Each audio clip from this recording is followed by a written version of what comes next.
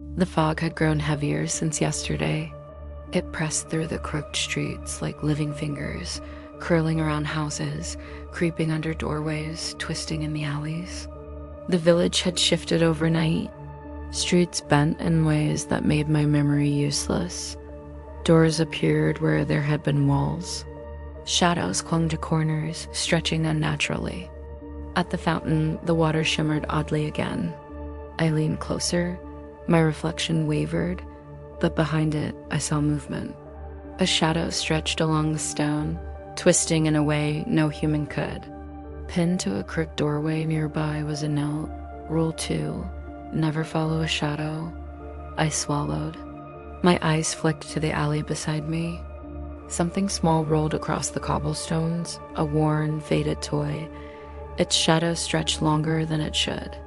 Almost without thinking, I followed it, my mind whispering that I shouldn't. The alley curved tightly. Shapes moved at the edges of my vision. Shadows flickered in the windows. A distant laughter echoed faintly, hollow, looping, impossible. And there, at the far end of the alley, she was. The pale woman. She didn't move. Her hands clutched something close to her chest, but her shadow, it moved differently, stretching along walls, curling around objects. It followed me, teasing me, pulling me forward.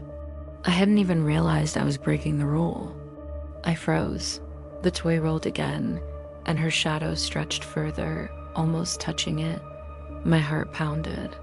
Something had been set in motion yesterday, and now I could see the first threads of it. Subtle, quiet, inevitable. I turned to leave the alley. The street bent unexpectedly, guiding me forward. Windows rattled as if exhaling. A door creaked open, revealing a room empty of people, but I felt eyes watching me.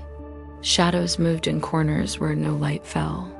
Every step I took pressed against the fog, making it swirl tighter around my legs. I stopped at the fountain again. Its water had changed. The surface reflected not me, but a weaving of shadows stretching across streets, connecting figures I had barely noticed before. Threads forming quietly, invisibly. I tried to ignore it, to step back, but the village had other plans. Shapes flickered on rooftops.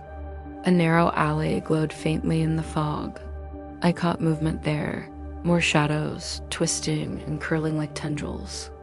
My mind screamed that something had already been broken, but I didn't understand what yet. I took a slow, careful step forward. The toy rolled past again, and this time I noticed faint footprints beside it, tiny, imperfect, but no child appeared.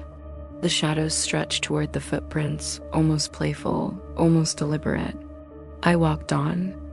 A faint music note echoed through a street I didn't remember, soft, dissonant, like a piano being struck far away. I followed it, though my instincts screamed against it. A window flickered with light. Inside, silhouettes moved, but the room was empty. Shadows danced independently of anything solid. The pale woman appeared again in the corner of the street.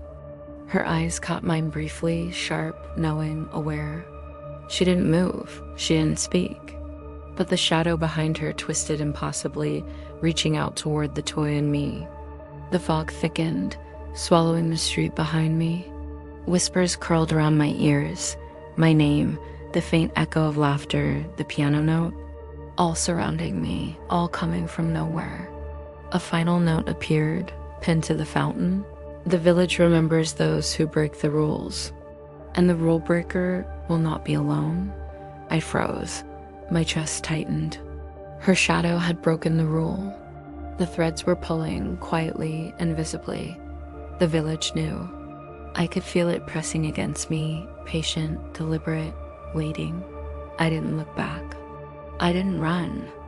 I only stepped forward, deeper into the fog, knowing the consequences were already reaching for me. And from the edge of my vision, a whisper floated through the fog. You should not have followed. I didn't look back. Not yet. Subscribe for episode 3.